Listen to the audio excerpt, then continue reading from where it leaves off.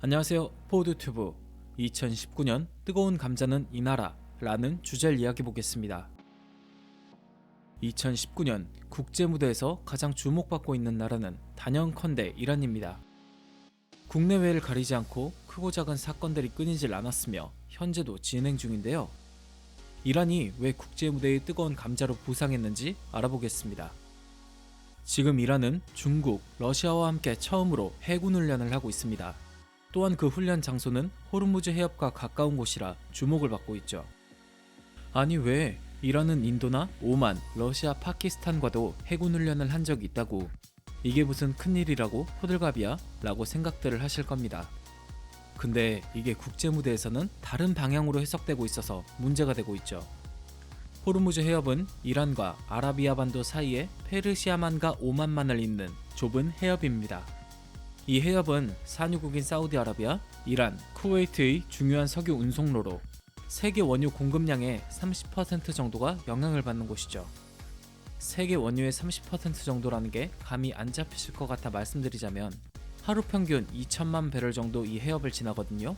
근데 대한민국이 하루 쓰는 석유 총량은 280만 배럴 정도 됩니다. 쉽게 이해되셨죠? 이런 해협과 가까운 곳에서 군사 합동 훈련을 한다? 이것은 엄청난 해석이 가능한 겁니다. 이쪽 지역의 안보는 다른 나라의 개입을 원치 않는다 라고 해석을 할 수 있죠. 그리고 그 다른 나라는 미국을 지칭하고 있기 때문에 문제가 심각한 겁니다. 미국은 호르무즈 해협에서 운반 과정 중에 지속적으로 사고를 당했습니다. 유조선에 구멍을 낸다거나 침몰되지 않을 정도로 타격을 주는 사고를 말이죠.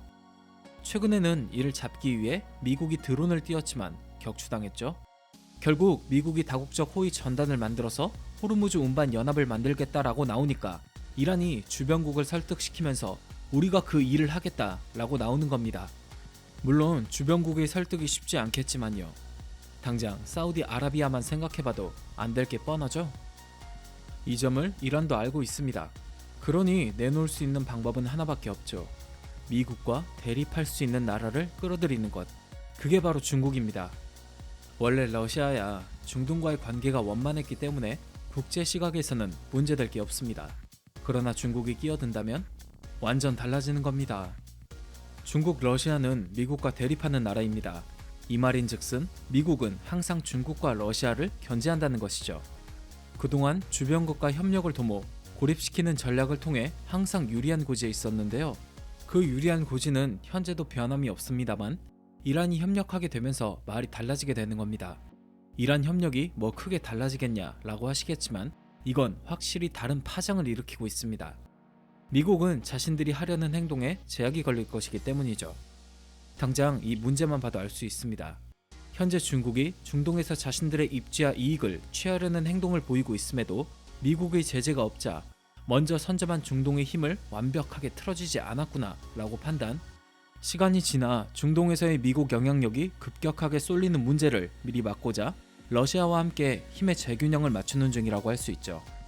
이런 문제를 보고도 미국이 취할 수 있는 행동이 없다는 게 그들의 문제입니다. 앞선 사례만 봐도 미국 글로벌 호크가 격추당했을 때 별 문제 없이 지나갔죠. 사우디 아람코 석유시설 피격 때는 이라크 북부에서 로켓포 공격은 미국은 항상 이란을 배후로 지목해왔습니다. 그러나 미국이 한 행동은 역시 아무것도 없죠. 전쟁을 피한다는 것을 알 수 있는 전형적인 사례입니다. 트럼프는 지속적으로 돈이 많이 드는 전쟁은 원치 않는다 라고 입장을 고수해왔습니다. 그 입장에서 읽어지는 내용은 이란과의 전쟁에서 완벽한 승리를 장담할 수 없기 때문이죠. 그리고 실질적으로 이란과의 전쟁에서 미국은 얻을 게 별로 없습니다.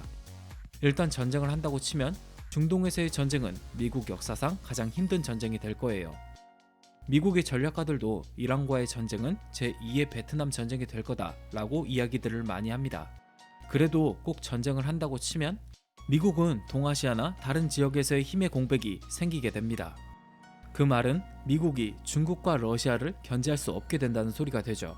그러니 미국은 지금 상황이 껄끄러운 겁니다. 그럼 미국이 취할 수 있는 행동이 무엇이 있느냐? 바로 협상이죠. 미국이 이란에게 원하는 분야는 명확해요. 돌려 말하지 않고 미국은 말 잘 듣는 이란을 원해요.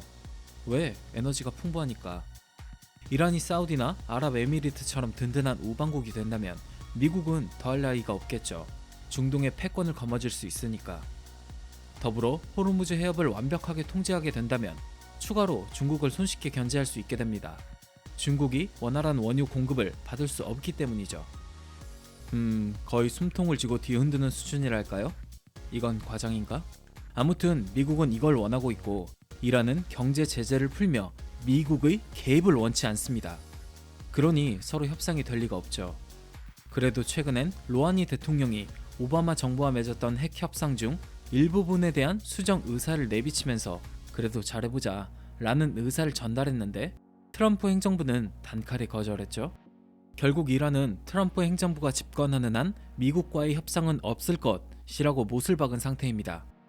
서로 밀고 당기면서 협상을 해야 하는데 둘 다 밀고만 있으니 협상이 될 리가 없죠.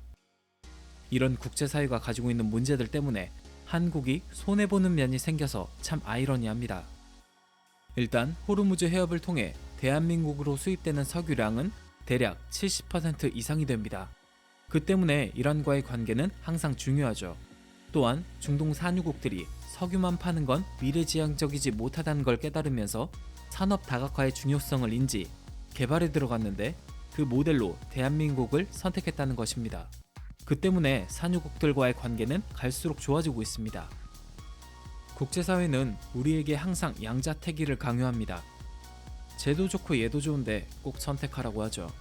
이 문제는 지정학적으로 안 좋은 위치에 있어서인지 한미 동맹 때문에 생긴 문제인지 복합적으로 다 뒤섞인 문제인 듯한데 어쩌겠어요.